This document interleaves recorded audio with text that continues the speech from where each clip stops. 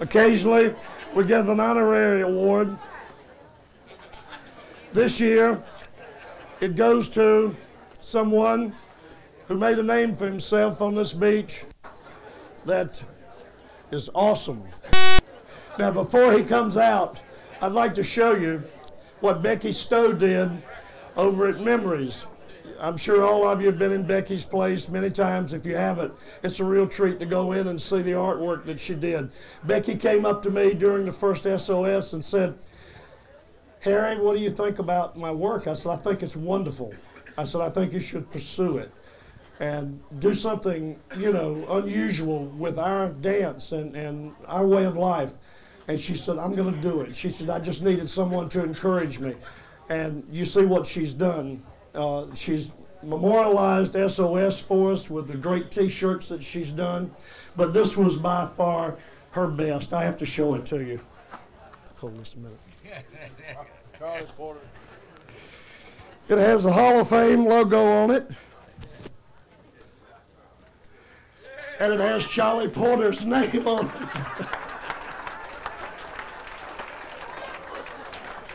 Now, I asked Jimmy Dingler, I said, "Jimmy, would you like to introduce Charlie Porter?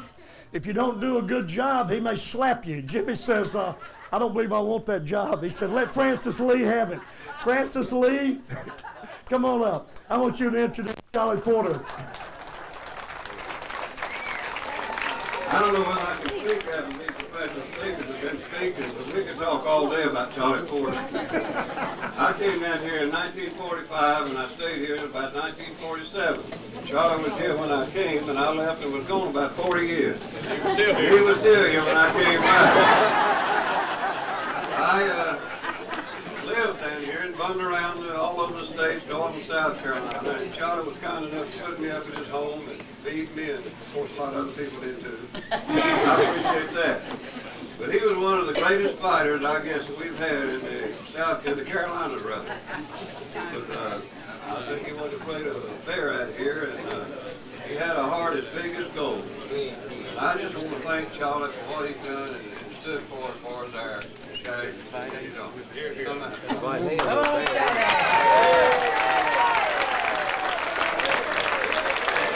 Thank you, Francis. And I'll tell you, coming from Francis Lee, that's a pretty nice compliment, because Francis wasn't too bad a boxer himself. Charlie? Now, before Charlie gets the microphone, I want to warn you, he's a poet. The man, he speaks in rhymes. He does everything. He's a boxer. Thank you, Harry. Like Francis said, I don't even know what to say. You can tell I'm not accustomed to public speaking.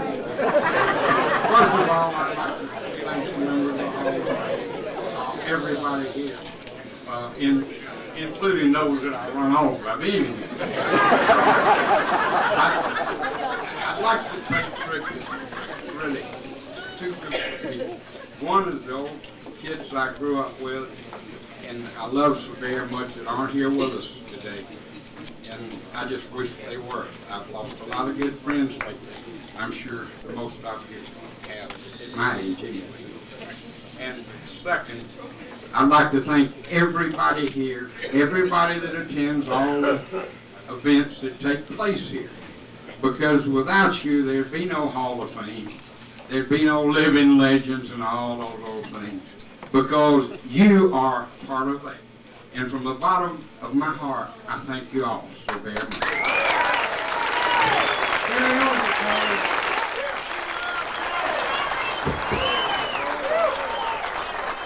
Don't tell me you're not a public speaker. Northway's going to introduce you to do. Get him back up here just a minute, please. Charlie, before you go to the bar, come here a minute. And I know that's where you're headed. Don't tell me you're not.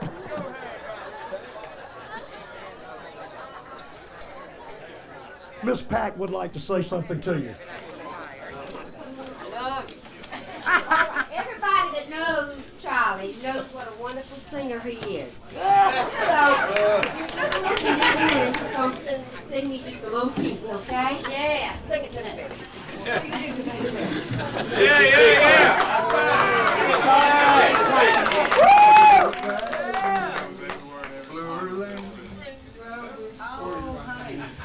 it up in your mouth.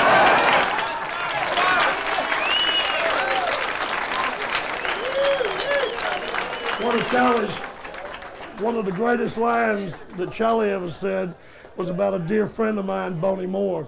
Boney grew up in Bennettsville, South Carolina, and he was thin as a rail when he worked down here and lived at Blueberry Hill. And Boney, like a lot of us, gained a lot of weight through the years. And Charlie said, "You know Boney Moore? Boney ain't Boney no more."